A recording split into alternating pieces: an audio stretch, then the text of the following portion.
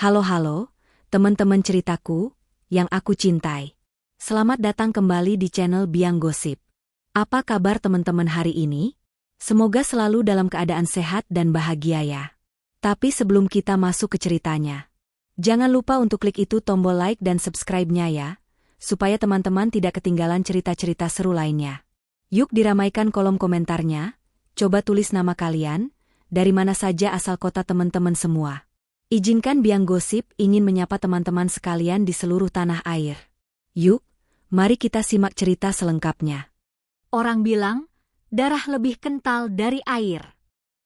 Keluarga akan selalu dukung kita. Kakak akan selalu jaga adik. Tapi nggak ada yang bilang, kadang yang paling nyakitin kita justru orang yang seharusnya paling sayang sama kita. Dina belajar itu dengan cara yang paling menyakitkan. Sejak kecil, Dina udah biasa dibanding-bandingin sama kakaknya, Sari. Di meja makan, di acara keluarga, bahkan di grup pesan keluarga besar. Sari, kok kamu nggak bisa kayak adikmu sih? Lihat Dina, cantik, pinter, ramah. Atau, Dina dapat juara kelas lagi. Kamu kapan, Sari? Dina selalu ngerasa nggak enak kalau orang ngomongin kayak gitu. Dia sering bilang, kakak Sari juga pinter kok, MA. Kakak cuma beda cara belajarnya. Tapi makin Dina bela Sari, makin Sari diam. Dingin. Senyumnya makin jarang. Tatapannya makin aneh. Dan Dina nggak pernah ngeh, kalau sejak saat itu, Sari mulai iri. Sekarang, Dina 28 tahun. Sari 32 tahun. Dina kerja sebagai manajer pemasaran di perusahaan iklan ternama, gaji puluhan juta, karir cemerlang. Baru aja nikah setahun lalu sama Rian, pengusaha muda yang sukses punya bisnis makanan dan minuman dengan omzet miliaran. Sementara Sari kerja sebagai staf administrasi di perusahaan kecil, gaji pas-pasan.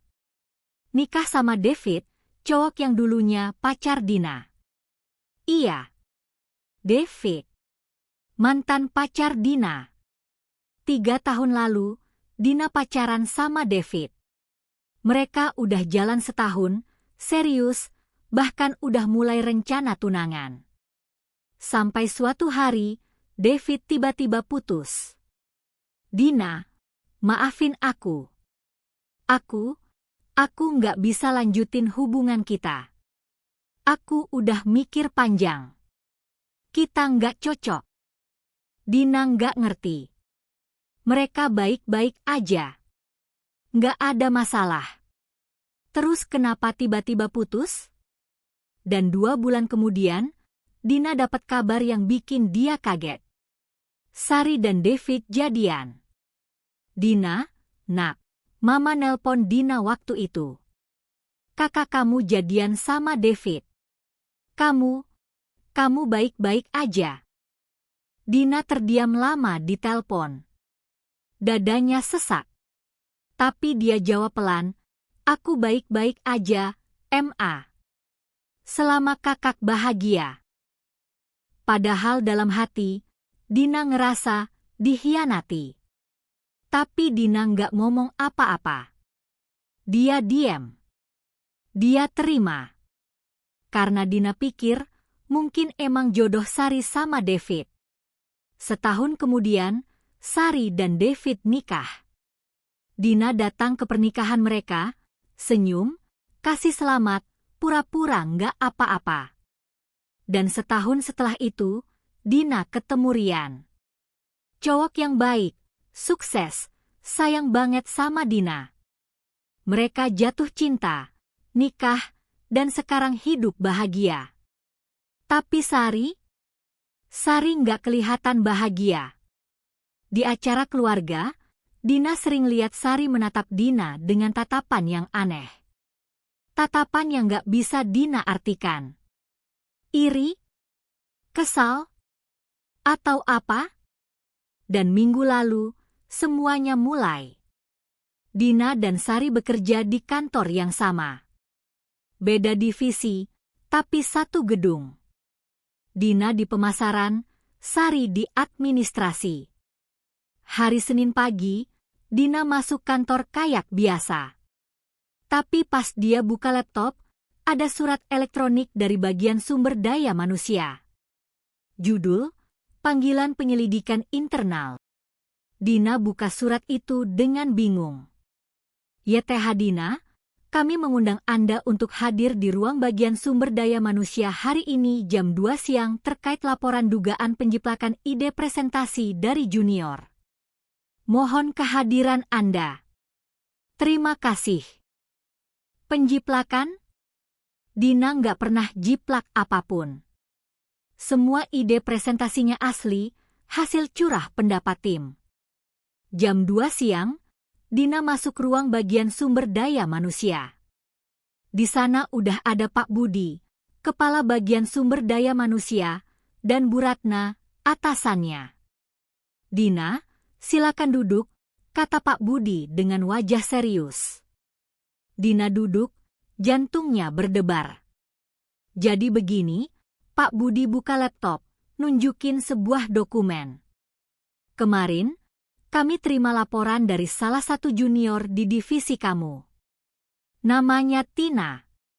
Dia bilang, presentasi kampanye yang kamu tunjukkan minggu lalu, itu sebenarnya ide dia. Kamu cuma ambil dan klaim sebagai ide kamu. Apa? Dina kaget. Itu nggak benar. Ide itu hasil curah pendapat tim. Tina juga ada di rapat itu. Dia ikut sumbang ide, tapi nggak cuma dia. Semua tim sumbang ide. Pak Budi nunjukin dokumen lain. Ini tangkapan layar percakapan antara kamu dan Tina. Di sini, Tina kirim rancangan ide ke kamu lewat percakapan internal. Dan beberapa hari kemudian, kamu tunjukkan ide yang mirip. Dina baca percakapan itu. Benar, Tina pernah kirim rancangan. Tapi itu rancangan awal, masih kasar, dan akhirnya mereka kembangkan bareng jadi presentasi final. Pak, itu rancangan awal. Kami kembangkan bareng sama tim. Nggak cuma Tina, tapi juga Andi, Rini, dan yang lainnya. Ini nggak jiplak. Bu Ratna ikut ngomong. Dina, kami cuma mau selidiki dulu. Belum ada keputusan apa-apa. Tapi kalau ini beneran jiplak, kamu tahu akibatnya kan? Dina nelen ludah. Tapi ini nggak jiplak, Bu. Oke. Kami akan wawancara Tina dan tim lain. Kamu tunggu keputusan selanjutnya. Dina keluar ruang bagian sumber daya manusia dengan kepala pusing. Dia nggak ngerti. Kenapa Tina tiba-tiba lapor kayak gini? Mereka baik-baik aja selama ini.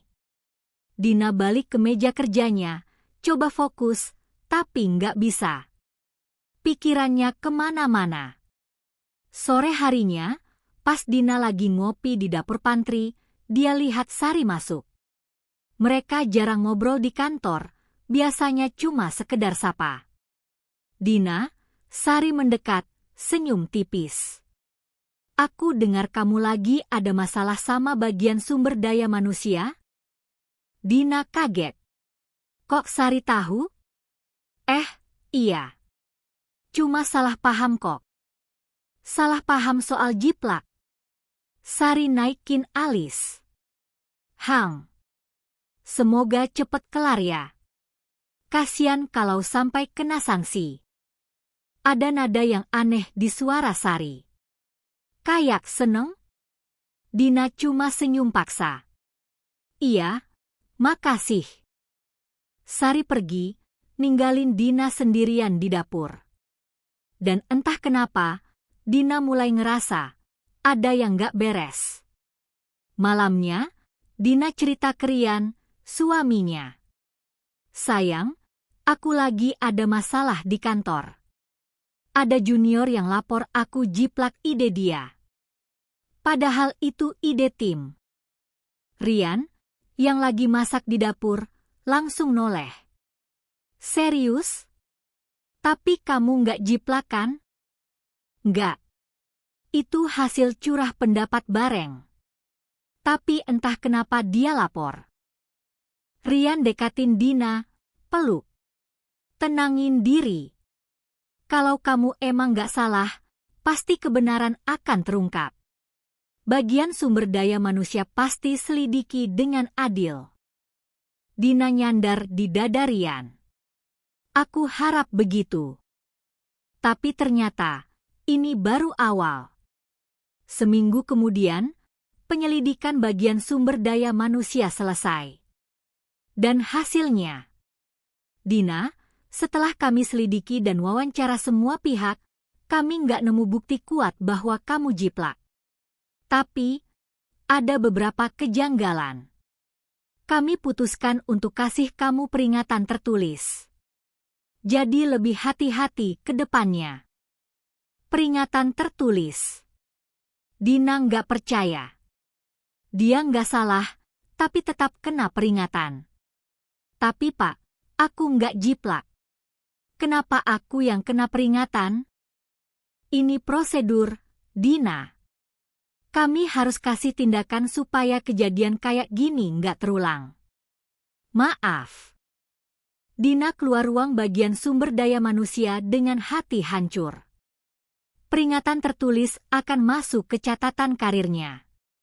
Ini akan pengaruhin kenaikan jabatan, tunjangan, semuanya. Dan yang bikin Dina tambah sakit hati. Pas dia keluar, dia lihat Sari berdiri di lorong, seolah-olah lagi nungguin. Begitu mata mereka bertemu, Sari tersenyum. Bukan senyum dukung, tapi senyum yang puas. Dina berhenti. Jantungnya berdegup. Nggak mungkin Sari yang. Dina coba buang pikiran itu. Sari kakaknya. Kakak nggak mungkin jatuhkan adiknya sendiri. Tapi malam itu, Dina nggak bisa tidur. Dia buka laptop, mulai cari tahu. Siapa yang pertama kali kasih tahu Tina soal penjiplakan ini? Dina kirim pesan ke Tina di aplikasi percakapan internal. Tina, maafin aku ganggu malam-malam. Aku cuma mau tanya, siapa yang pertama kali bilang ke kamu kalau ide presentasi itu seharusnya penghargaannya buat kamu? Tina bales lama kemudian. Mbak Dina. Aku nggak enak nih. Tapi yang bilang ke aku, Mbak Sari. Dia bilang, aku harusnya dapat penghargaan lebih karena ide awalnya dari aku. Jantung Dina berhenti sejenak. Sari. Kakaknya sendiri. Dina tutup laptop. Tangannya gemetar. Kenapa? Kenapa Sari lakuin ini? Dan pertanyaan yang lebih menakutkan, ini baru awal atau bakal ada lagi? Seminggu setelah kejadian peringatan tertulis, Dina jadi lebih waspada. Dia mulai perhatiin Sari lebih detail. Dan dia sadar ada pola. Setiap kali Dina dapat pencapaian, presentasi yang sukses, pujian dari atasan, atau bahkan cuma unggah foto bahagia di Instagram, Sari selalu ada. Kasih tanda suka unggahan Dina, ngasih komentar manis kayak bangga sama kamu, adik. Tapi mata Sari di kehidupan nyata dingin. Dina mulai curiga. Tapi dia belum punya bukti. Sampai suatu hari, Rian kirim pesan ke Dina siang-siang. Sayang, ada yang aneh. Tadi ada orang ngirim foto ke aku. Foto kamu lagi makan sama cowok di kafe.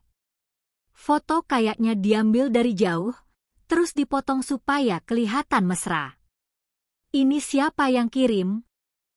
Dina langsung panik. Apa? Foto apa? Aku nggak makan sama cowok manapun. Rian kirim tangkapan layar. Foto Dina lagi makan di kafe sama klien. Klien cowok yang kemarin rapat bahas kampanye baru.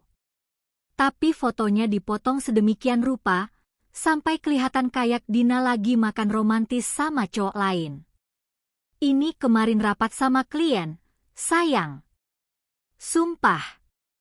Ini Pak Arif, klien dari Jakarta Dining Group. Kita rapat bahas kampanye mereka. Aku tahu, aku percaya kamu, balas Rian. Tapi yang ngirim foto ini, nomor nggak dikenal. Dan pesannya, kamu yakin istri kamu setia? Coba cek siapa cowok ini.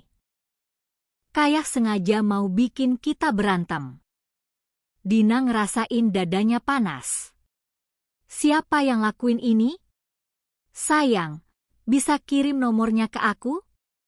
Aku mau cek. Rian kirim nomor. Dina langsung coba lacak nomor itu pakai beberapa aplikasi.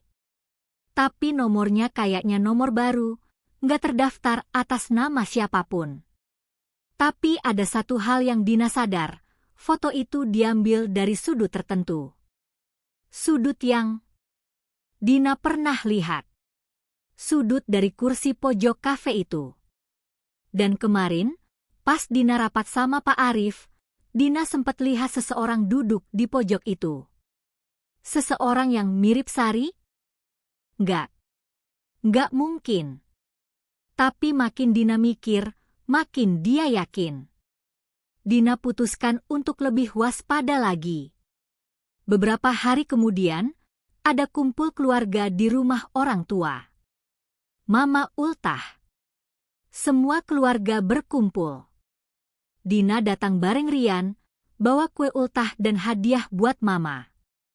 Sari datang bareng David, suaminya yang mantan Dina. Sejak nikah sama Rian, Dina udah nggak pernah ngerasa canggung lagi ketemu David.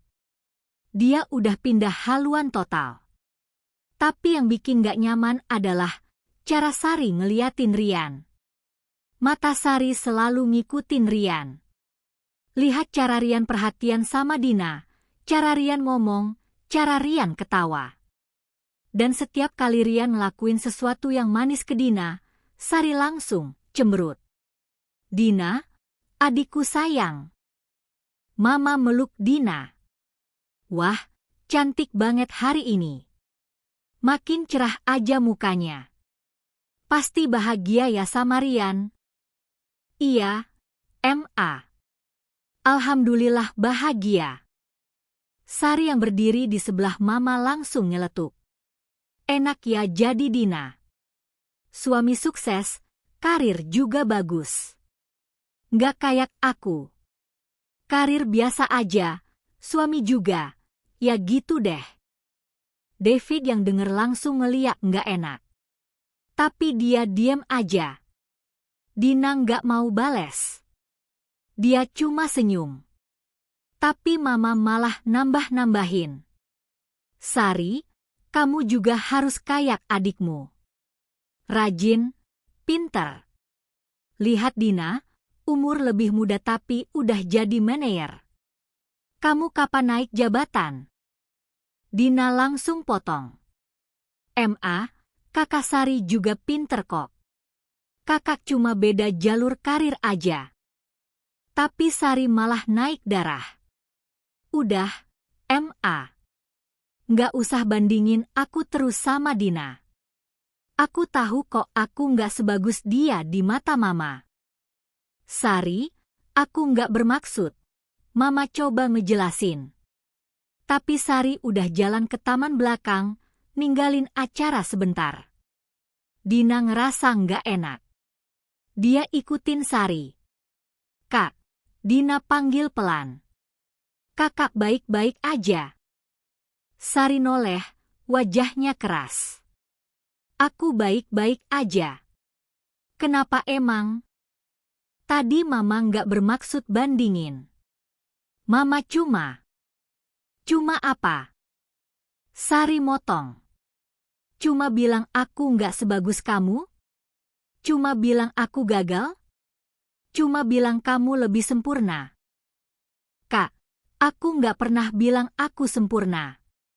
Dan aku nggak pernah mau. Kamu nggak pernah mau apa? Jadi lebih baik dari aku? Tapi kenyataannya, kamu selalu lebih baik. Dari kecil sampai sekarang. Kamu yang lebih cantik, lebih pinter, lebih sukses. Bahkan cowok yang aku suka, lebih milih kamu. Dina terdiam. David. Kak, aku dan David udah lama putus. Aku udah pindah haluan. Dan sekarang kakak yang nikah sama dia. Aku enggak. Tapi dia enggak cinta sama aku. Sari teriak. Air matanya jatuh. Dia nikah sama aku karena dia enggak bisa dapetin kamu. Setiap hari, dia bandingin aku sama kamu. Dina enggak kayak gini. Dina lebih pengertian. Dina lebih. Semuanya tentang kamu. Dina enggak tahu harus ngomong apa. Dadanya sesak dengerin pengakuan Sari. Kak, maafin aku. Aku nggak tahu. Nggak tahu? Atau nggak peduli?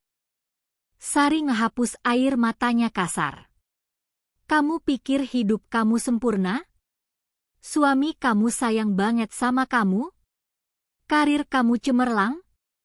Semua orang suka kamu? Sari melangkah dekat, suaranya pelan tapi mengancam. Coba kita lihat, berapa lama kamu bisa pertahankan semua itu? Dina ngerasain bulu kuduknya berdiri. Apa maksud kakak? Sari cuma senyum. Senyum yang dingin. Nggak ada. Cuma hati-hati aja, Dina. Hidup itu penuh kejutan. Sari jalan balik ke dalam rumah, ninggalin Dina sendirian di taman. Dina berdiri lama di situ, tangannya gemetar. Ancaman. Itu jelas ancaman. Malam itu, Dina cerita ke Rian tentang percakapan sama Sari. Sayang, aku takut. Kayaknya Sari. Sari benci sama aku. Dan aku takut dia bakal lakuin sesuatu. Rian peluk Dina erat. Tenangin diri. Dia kakak kamu. Mungkin dia cuma lagi tertekan. Nggak mungkin dia sampai nyakitin kamu beneran. Tapi foto yang dikirim ke kamu itu. Belum tentu Sari. Bisa aja orang lain. Dina pengen percaya. Tapi instingnya bilang beda. Seminggu kemudian, Dina dapat kabar dari teman kantornya. Dina, kok di kantor lagi heboh desas-desus kamu selingkuh sama klien? Dina kaget. Apa? Desas-desus dari mana? Nggak tahu. Tiba-tiba aja kemarin sore beredar di grup percakapan internal. Ada yang nyebarin foto kamu sama cowok di kafe. Foto yang sama. Foto yang dikirim ke Rian. Dina langsung ke bagian sumber daya manusia, minta selidiki siapa yang nyebarin desas-desus itu.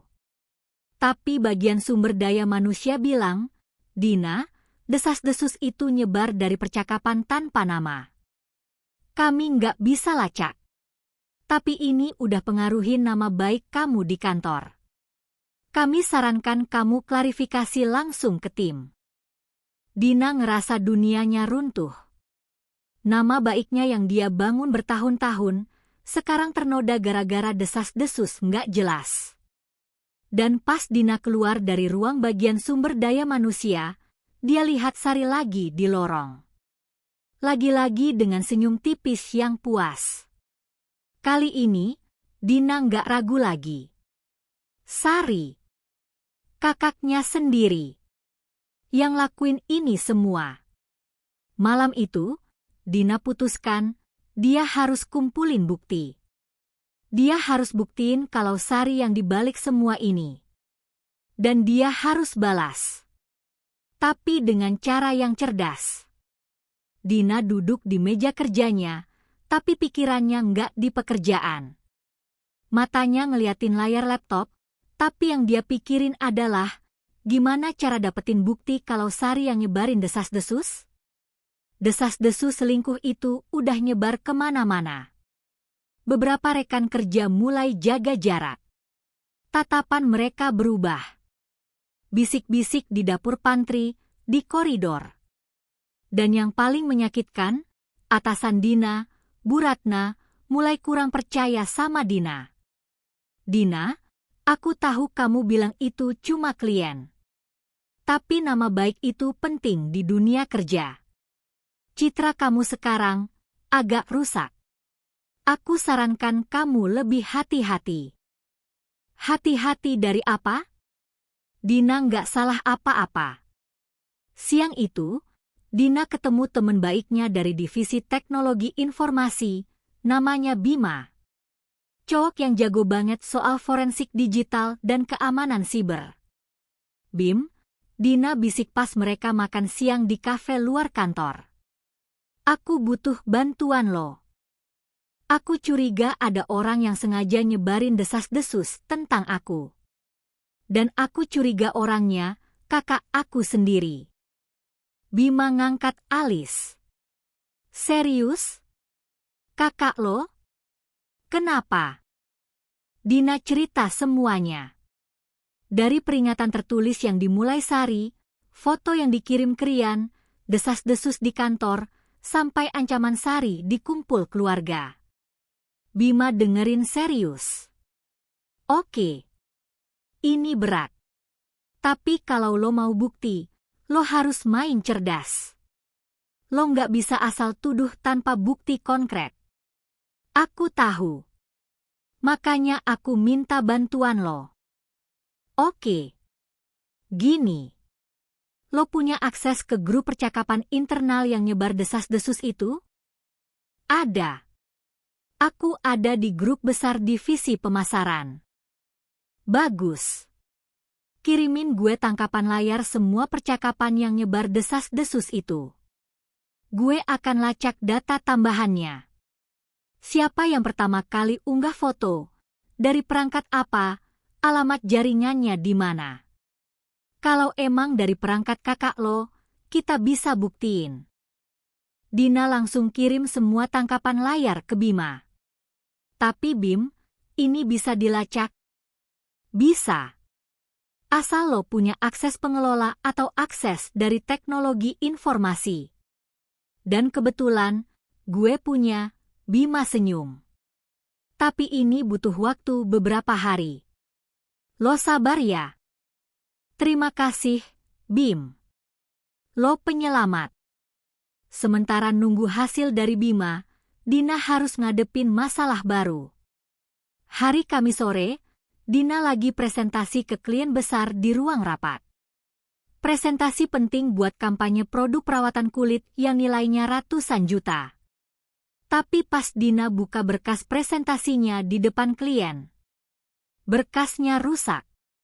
Semua tayangan kosong. Cuma tulisan berkas rusak. Dina panik. Maaf, Pak. Sepertinya ada masalah teknis.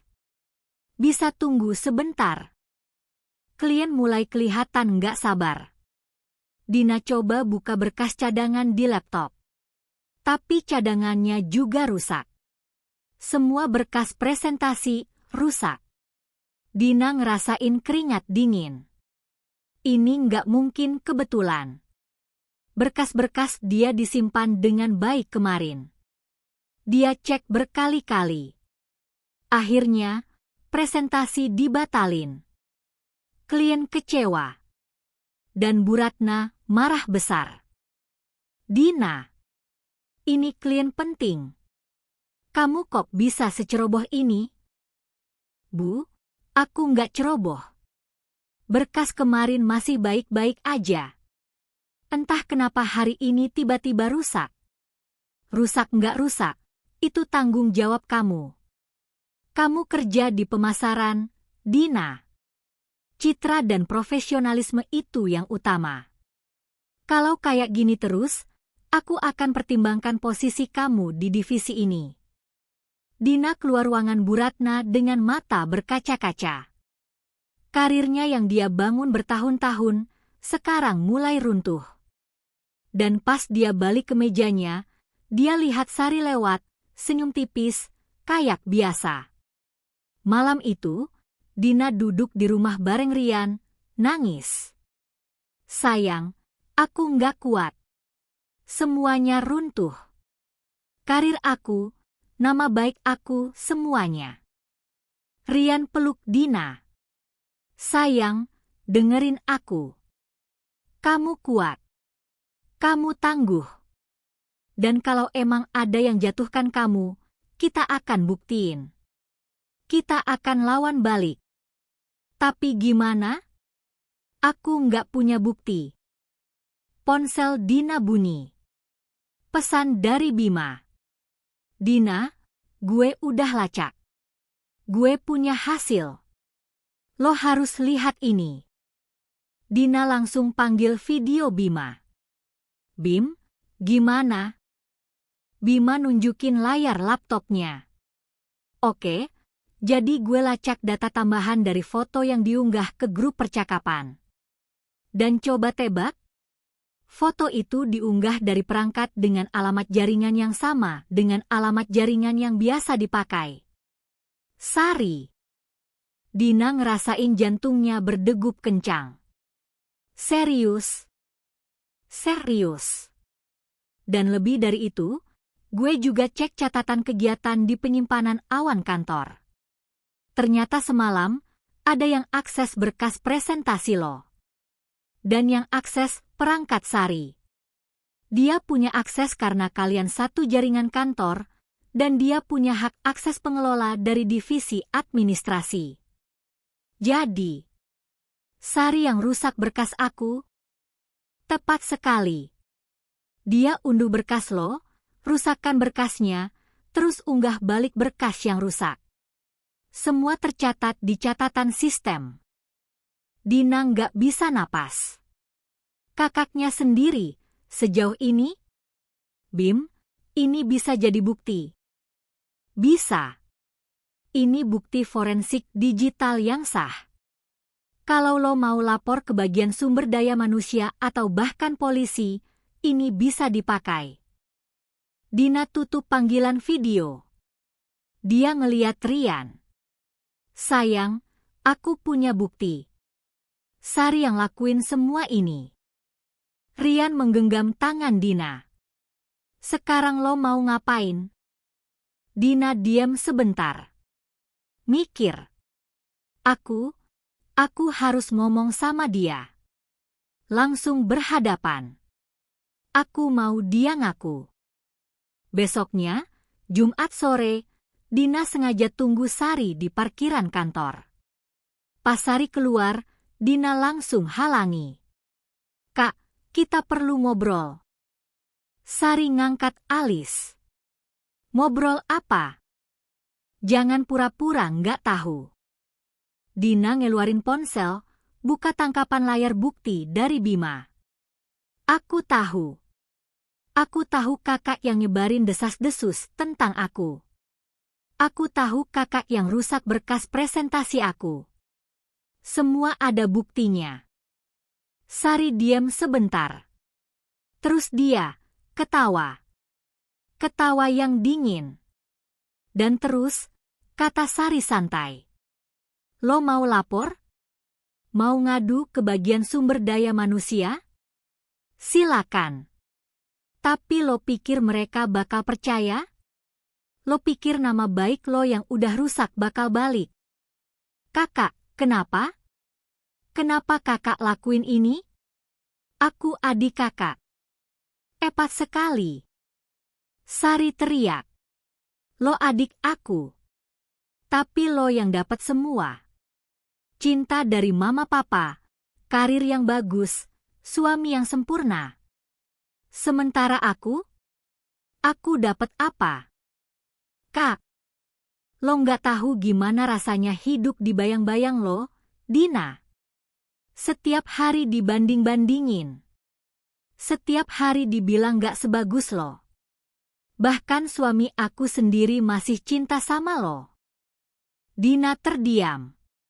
David. Aku udah pindah haluan dari David, Kak. Aku nggak pernah. Tapi dia belum. Sari nangis sekarang. Setiap malam dia bandingin aku sama lo. Aku udah coba jadi istri yang baik, tapi dia nggak pernah cukup. Karena dia masih ngebayangin lo. Dina ngerasain dadanya sesak. Kak, aku nggak minta semua ini. Aku nggak pernah mau. Nggak peduli lo mau atau nggak. Faktanya, lo yang dapat semua. Dan aku capek jadi yang nomor 2. Jadi yang kalah terus. Jadi kakak mau ngehancurin aku? Sari ngehapus air matanya. Aku cuma mau lo ngerasain gimana rasanya jadi aku. Rasanya kalah. Rasanya nggak dihargai. Rasanya nggak punya apa-apa. Dina menggeleng. Ini salah, Kak. Ini nggak akan selesaikan masalah kakak. Ini cuma bikin kakak jadi orang yang... Jadi apa? Jahat. Sari tersenyum pahit. Mungkin aku memang jahat. Tapi setidaknya sekarang aku punya kendali. Aku yang tentuin nasib lo. Sari masuk mobilnya, ninggalin Dina sendirian di parkiran. Dina berdiri lama di situ. Nangis. Tapi di tengah tangisannya, ada sesuatu yang berubah. Dina nggak sedih lagi. Dia marah. Marah sama Sari yang jatuhkan dia. Marah sama sistem yang ngebuat dia jadi korban. Dan marah sama dirinya sendiri yang terlalu lama diam. Sekarang, Dina tahu apa yang harus dia lakuin. Dia harus balas. Tapi bukan dengan cara yang sama kayak Sari. Dia harus balas dengan keadilan. Sabtu pagi, Dina duduk di kafe bareng Bima dan Rian. Di meja ada laptop, cetakan bukti forensik digital, dan secangkir kopi yang udah dingin. Oke, kata Dina dengan nada yang lebih tenang dari sebelumnya. Aku punya bukti. Sekarang aku butuh strategi. Bima buka laptopnya. Strategi buat apa? Lapor bagian sumber daya manusia? Bukan cuma bagian sumber daya manusia, kata Dina. Aku mau lebih dari itu. Aku mau Sari ngerasain apa yang aku rasain. Tapi aku nggak mau turun ke tingkat dia. Aku mau lakuin ini dengan cara yang anggun. Rian pegang tangan Dina. Maksud lo? Aku mau bongkar dia. Tapi nggak cuma di kantor. Aku mau semua orang tahu siapa Sari yang sebenarnya. Keluarga, teman-temannya, bahkan David. Bima senyum tipis. Kedengarannya seperti rencana. Tapi lo butuh lebih dari sekedar bukti digital. Lo butuh saksi.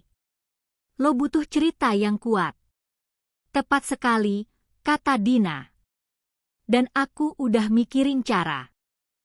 Minggu berikutnya, Dina mulai jalankan rencana. Langkah pertama, klarifikasi nama baik di kantor. Dina bikin rapat dengan bagian sumber daya manusia, bawa semua bukti dari Bima. Catatan sistem yang nunjukin Sari yang akses dan rusak berkas presentasi Dina. Data tambahan foto yang nunjukin Sari yang unggah foto ke grup percakapan. Pak Budi, kepala bagian sumber daya manusia, kaget berat. Dina, ini serius. Kalau ini benar, Sari bisa kena sanksi berat. Bahkan bisa dipecat. Aku nggak minta dia dipecat, Pak, kata Dina tenang. Aku cuma mau klarifikasi. Aku mau nama baik aku pulih. Dan aku mau Sari disanksi sesuai aturan perusahaan. Oke. Kami akan selidiki ini. Dan kami akan klarifikasi ke semua staf tentang desas-desus yang beredar. Terima kasih, Dina, udah bawa bukti ini. Langkah kedua, bicara dengan David. Dina nggak pernah lagi ngobrol berdua sama David sejak mereka putus. Tapi kali ini, dia harus. Dina kirim pesan ke David. David, bisa ketemu? Ada yang penting mau aku omongin. Soal Sari. David balas lama kemudian. Oke. Kapan? Besok, jam makan siang. Kafe deket kantor lo. Besoknya, Dina ketemu David di kafe. David kelihatan lebih kurus dari terakhir kali Dina lihat. Wajahnya lelah. Dina, sapa David canggung. Udah lama nggak ketemu. Iya, kata Dina langsung ke pokok pembicaraan. David, aku mau tanya. Lo bahagia sama Sari? David terdiam. Nggak langsung jawab. Kenapa lo tanya gitu? Karena Sari bilang, lo masih ngebanding-bandingin dia sama aku. David menggeleng, senyum pahit. Dia bilang gitu ke lo? Iya. Dan dia juga bilang, itu salah satu alasan dia ngelakuin hal-hal yang gak bener ke aku. Hal yang gak bener? Maksud lo? Dina cerita semuanya. Fitnah di kantor, desas-desus, sabotase berkas, semuanya. David makin lama makin pucat. Nggak mungkin. Sari nggak mungkin sejauh itu. Aku punya bukti. Dina nunjukin cetakan dari Bima.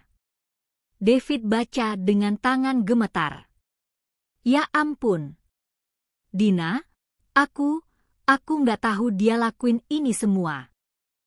David, aku nggak nyalahin lo.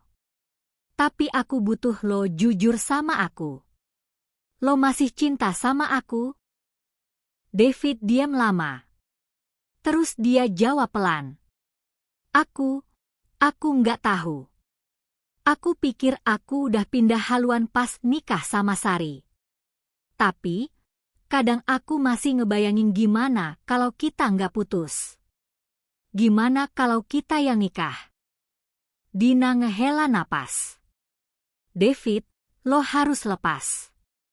Lo udah nikah sama Sari. Dan meskipun Sari salah sama aku, dia tetap istri lo. Lo harus berkomitmen ke dia. Atau lo harus lepas dia. Jangan bikin dia hidup di bayang-bayang. Aku tahu. Tapi susah.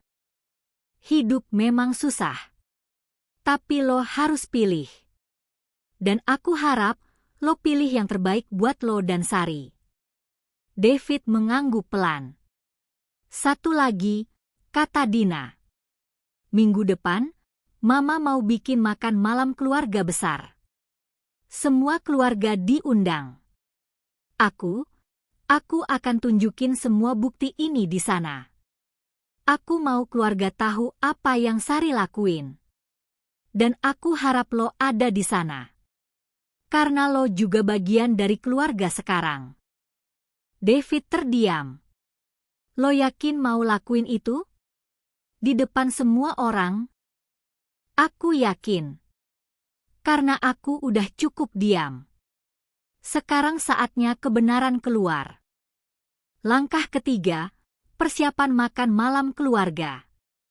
Dina ngobrol sama Mama, bilang dia mau bikin pengumuman khusus di makan malam keluarga. Mama seneng, pikir Dina mau umumkan hamil atau sesuatu yang menyenangkan. Dina nggak kasih tahu detailnya. Dia cuma minta semua keluarga besar hadir. Om, tante, sepupu, semua. Dina juga minta Rian siapin proyektor dan laptop. Buat presentasi, kata Dina ke Mama. Hari haji Minggu sore. Rumah orang tua penuh sesak. Semua keluarga berkumpul. Ada sekitar 20 orang. Sari datang bareng David. Wajahnya ceria, kayak biasa. Nggak ada yang tahu dia udah lakuin apa ke Dina. Setelah makan malam, Dina berdiri, minta perhatian semua orang. "Ma, Pak, semua, makasih udah datang hari ini. Aku mau berbagi sesuatu yang penting. Sesuatu yang selama ini aku pendam." Mama senyum. "Wah, ada pengumuman apa nih?" "Hamil." Beberapa orang ketawa. Tapi Dina geleng. "Bukan, Ma. Ini lebih serius dari itu." Rian nyalain proyektor. Di layar muncul judul, "Kebenaran yang harus diungkap." Suasana langsung hening. Beberapa bulan terakhir, Dina mulai ngomong dengan tenang. "Aku ngalamin hal-hal yang aneh di kantor. Aku difitnah jiplak, disebarkan desas-desus selingkuh, berkas kerja aku disabotase. Awalnya aku nggak tahu siapa yang lakuin." Dina ngeliat ke arah Sari. Sari mulai pucat. Tapi setelah penyelidikan dengan bantuan teman dari teknologi informasi, aku dapat bukti. Dan ternyata, orang yang lakuin semua itu adalah kakak Sari. Ruangan langsung heboh. Semua mata ngeliatin Sari. "Nggak. Itu nggak benar." Sari langsung berdiri. "Duduk, Kak," kata Dina tenang. "Biar aku selesai." Dina mulai nunjukin bukti satu persatu di proyektor. Tangkapan layar catatan sistem yang nunjukin Sari akses berkas presentasi Dina dan rusak berkas itu. Data tambahan foto yang nunjukin Sari yang unggah foto Dina di grup percakapan kantor. Bahkan rekaman percakapan antara Sari dan Tina, junior yang lapor Dina jiplak, di mana Sari ngasih janji Tina kenaikan jabatan kalau Tina mau lapor Dina. Satu persatu, bukti ditampilkan dengan jelas. Keluarga besar terdiam. Kaget. Mama nangis. "Sari, apa ini semua benar?" Sari gemetar. Nggak bisa jawab. Papa berdiri, marah. "Sari, jawab. Apa kamu beneran lakuin ini ke adik kamu sendiri?" Sari akhirnya roboh. Dia nangis. Iya aku lakuin. Tapi karena aku nggak kuat lagi. Aku nggak kuat terus jadi yang nomor 2. Terus dibanding-bandingin sama Dina. Jadi kamu jatuhkan adik kamu sendiri." Papa menggeleng gak percaya. David yang duduk di sebelah Sari juga kaget. "Sari, kamu beneran lakuin ini?" Sari noleh ke David. "Iya. Dan kamu gak ada hak menghakimi aku. Kamu yang bikin aku kayak gini. Kamu yang terus bandingin aku sama Dina." "Aku gak pernah." "Kamu pernah." Sari teriak. "Setiap malam. Setiap hari. Dina nggak kayak gini. Dina lebih." Aku muak. David terdiam. Nggak bisa bela diri. Keluarga besar mulai ngomong satu persatu. "Sari, aku nggak nyangka kamu bisa sejahat ini. Adik sendiri kok disakitin. Kamu memalukan keluarga." Sari nangis makin keras. Tapi kali ini, nggak ada yang meluk dia. Nggak ada yang hibur dia. Dina berdiri, melihat Sari dengan tatapan yang nggak ada benci, tapi juga nggak ada kasihan. "Kak," kata Dina pelan. "Aku nggak benci kakak. Tapi aku nggak akan maafin kakak. Apa yang kakak lakuin bukan cuma nyakitin aku. tapi nyakitin diri kakak sendiri. Karena sekarang, semua orang tahu siapa kakak yang sebenarnya. Dina ambil tasnya. Aku pergi dulu. Selamat malam, semua. Dina dan Rian keluar rumah, ninggalin keluarga yang masih dalam kekacauan. Di mobil, Rian pegang tangan Dina. Lo baik-baik aja? Dina ngangguk. Iya. Untuk pertama kalinya dalam beberapa bulan ini, aku baik-baik aja. Senin pagi, kantor ramai dengan berita baru. Sari dipecat. Setelah penyelidikan internal selesai, bagian sumber daya manusia memutuskan Sari melanggar kode etik perusahaan dengan sabotase terhadap karyawan lain. Pemecatan langsung berlaku. Dina datang ke kantor pagi itu dengan perasaan campur aduk. Lega, tapi juga sedih. Bagaimanapun, Sari masih kakaknya. Tapi yang lebih mengejutkan Dina adalah sambutan dari rekan kerja. Dina, kami minta maaf, kata Bu Ratna, atasannya. Kami terlalu cepat menilai kamu tanpa penyelidikan yang layak. Kami udah klarifikasi ke semua divisi bahwa desas-desus tentang kamu itu nggak benar. Dan, kami mau kasih kamu kesempatan pimpin proyek besar selanjutnya sebagai bentuk permintaan maaf. Dina tersenyum. Terima kasih, Bu. Saya hargai banget. Teman-teman kantornya juga mulai deketin Dina lagi. Minta maaf karena ikut-ikutan percaya desas-desus. Dina, maafin kita ya. Kita nggak tahu situasinya ternyata kayak gitu. Nggak apa-apa, kata Dina. Yang penting sekarang kita bisa kerja bareng lagi dengan baik. Karir Dina perlahan pulih. Malah lebih baik dari sebelumnya. Tapi di sisi lain, kehidupan Sari runtuh. Dina dengar dari Mama, Sari sekarang di rumah terus. Nggak keluar. Nggak ketemu siapa-siapa. Bahkan dengan David, hubungan mereka makin renggang.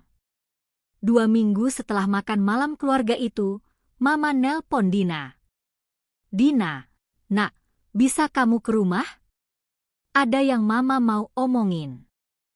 Dina datang ke rumah orang tua sore itu. Mama duduk di teras, wajahnya lelah. Ma, kenapa? Kakak kamu, dia mau cerai sama David. Dina terdiam. Serius?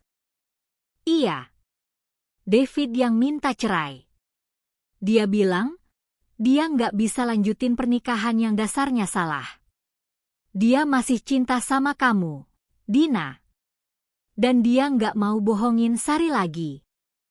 Dina menggeleng. Aku udah pindah haluan, Ma. Aku udah bahagia sama Rian. David harus pindah haluan juga. Aku tahu, nak. Tapi, kakak kamu sekarang benar-benar terpuruk. Nggak punya pekerjaan, pernikahannya hancur, keluarga besar juga agak menjauh dari dia.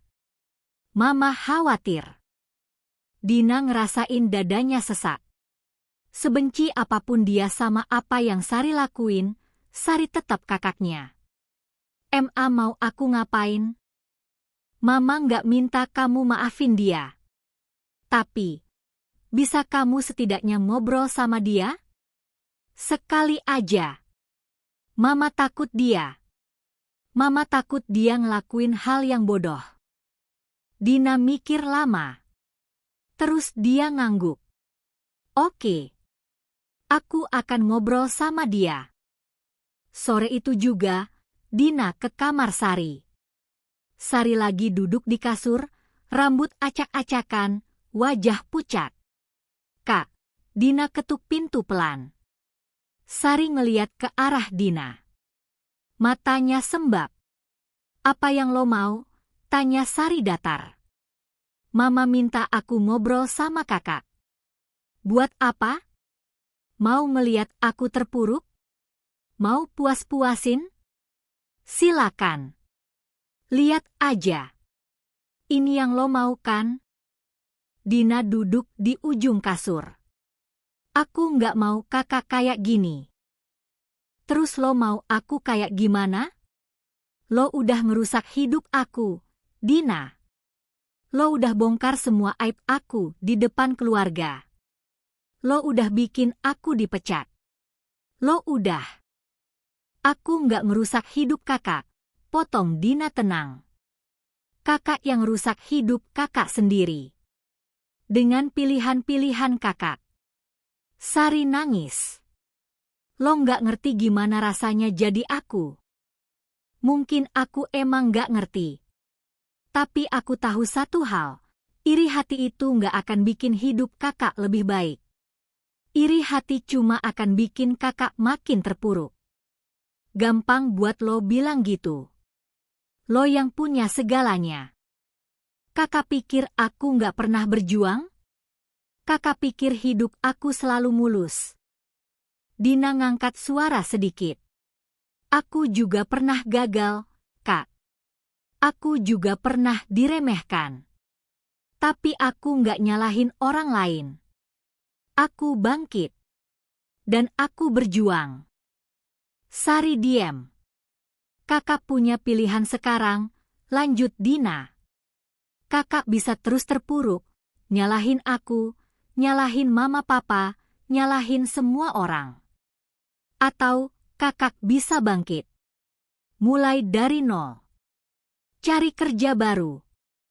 Perbaiki diri. Pindah haluan dari David. Dan hidup untuk diri kakak sendiri. Bukan untuk bandingin diri sama aku. Aku nggak tahu caranya. Bisik Sari. Belajar. Pelan-pelan. Dan kalau kakak mau, aku bisa bantu. Bukan karena aku udah maafin kakak. Tapi karena kakak tetap kakak aku. Sari ngeliat Dina, mata berkaca-kaca. Kenapa lo bisa sebaik ini?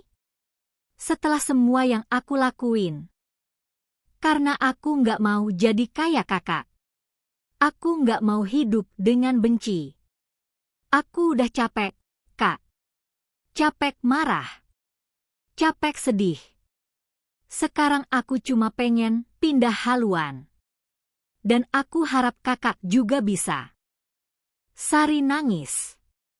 Kali ini bukan nangis marah. Tapi nangis lega. Menyesal? Maafin aku, Dina. Maafin aku buat semua yang aku lakuin. Aku bener-bener menyesal. Dina nggak langsung peluk Sari. Dia cuma duduk di sana, membiarkan Sari nangis. Aku belum bisa maafin kakak sekarang. Tapi suatu hari mungkin aku bisa. 3 bulan kemudian. Dina lagi rapat di kantor pas dapat pesan dari nomor nggak dikenal. Dina, ini aku, Sari. Aku ganti nomor. Aku mau beri kabar ke kamu. Aku udah dapat kerja baru. Di kantor iklan kecil. Gaji nggak besar, tapi aku suka. Aku juga udah mulai terapi buat tangani iri hati dan rasa nggak aman aku. Aku masih dalam proses. Tapi setidaknya aku coba. Dina senyum baca pesan itu. Dia bales. Aku bangga sama kakak. Terus berjuang. Sari bales dengan lambang senyum. Kehidupan Dina sekarang jauh lebih tenang. Karir cemerlang, pernikahan bahagia, dan yang paling penting, dia nggak lagi hidup dalam bayang-bayang ketakutan. Bulan berikutnya, Dina dapat kenaikan jabatan jadi manajer pemasaran senior. Gaji naik, tanggung jawab lebih besar, tapi Dina siap. Di pesta perayaan bareng Rian, Dina ngomong sesuatu yang bikin Rian terharu. Sayang, terima kasih udah selalu ada buat aku. Di saat paling berat, kamu yang jadi kekuatan aku. Rian pegang tangan Dina. Kita satu tim. Apapun yang terjadi, kita hadapi bareng. Aku tahu. Dan aku bersyukur punya kamu. Beberapa bulan kemudian, ada kumpul keluarga lagi di rumah orang tua. Kali ini suasananya beda. Lebih ringan. Sari datang. Penampilan dia lebih baik sekarang. Rambut rapi, wajah lebih cerah. Dia nggak banyak ngomong. Masih agak canggung sama keluarga besar. Tapi setidaknya, dia datang. Pas semua lagi makan, Mama berdiri, mau ngomong sesuatu. Anak-anakku, Sari dan Dina. Mama mau minta maaf. Semua orang noleh. Mama sadar, Mama terlalu sering bandingin kalian berdua. Dan itu salah. Mama nggak sadar kalau itu nyakitin Sari. Mama pikir dengan bandingin, Sari akan termotivasi. Tapi ternyata, Mama cuma bikin Sari merasa nggak cukup baik. Mama ngeliat Sari. Mama minta maaf, Nak. Mama sayang kalian berdua sama. Nggak ada yang lebih atau kurang. Sari nangis dengerin itu. Makasih, Ma. Mama peluk Sari. Dan untuk pertama kalinya dalam berbulan-bulan, Sari senyum tulus. Dina ngeliat dari jauh, ikut senyum. Setelah acara selesai, pas semua lagi ngobrol santai di teras, Sari deketin Dina. Dina, kata Sari pelan. Aku masih nyesal sama semua yang aku lakuin. Dan aku tahu aku nggak bisa batalkan itu. Tapi aku mau bilang, terima kasih. Terima kasih udah nggak jatuhkan aku lebih dalam. Terima kasih udah kasih aku kesempatan bangkit. Dina ngeliat Sari. Kakak pantas dapat kesempatan kedua. Semua orang pantas. Aku nggak akan ulangin kesalahan yang sama lagi. Aku tahu. Mereka berdiri di sana, nggak berpelukan, tapi juga nggak bermusuhan. Cuma dua saudara yang lagi belajar untuk kembali jadi saudara. Setahun kemudian, Dina hamil. Rian dan Dina sangat gembira. Dan yang mengejutkan, Sari yang pertama kali memberi selamat mereka. Dina, selamat ya. Lo bakal jadi ibu yang hebat. Aku yakin. Makasih, Kak. Nanti kalau bayinya lahir, aku boleh jadi tante yang baik kan? Dina senyum. Boleh banget. Kehidupan nggak selalu sempurna. Sari masih berjuang dengan rasa nggak amannya. Kadang dia masih ngerasa kurang. Tapi dia belajar untuk nggak menjadiin itu alasan buat nyakitin orang lain. Dina juga masih ingat semua yang Sari lakuin. Luka itu nggak hilang begitu aja. Tapi dia belajar untuk pindah haluan. Untuk nggak hidup dengan benci. Dan yang paling penting, mereka berdua belajar satu hal. Keluarga memang nggak selalu sempurna. Kadang keluarga yang paling nyakitin kita. Tapi keluarga juga yang bisa jadi tempat kita belajar memaafkan. Dan memaafkan bukan berarti melupakan. Tapi memaafkan berarti membebaskan diri kita sendiri dari beban kebencian. Iri hati adalah racun yang paling berbahaya. Bukan karena dia nyakitin orang lain. Tapi karena dia ngerusak diri kita sendiri. Memaafkan nggak berarti kamu lemah.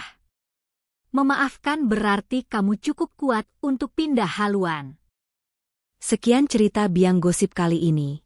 Terima kasih banyak untuk teman-teman yang mau dengerin cerita aku ini sampai akhir. Sampai jumpa di cerita-cerita seru selanjutnya di channel Biang Gosip.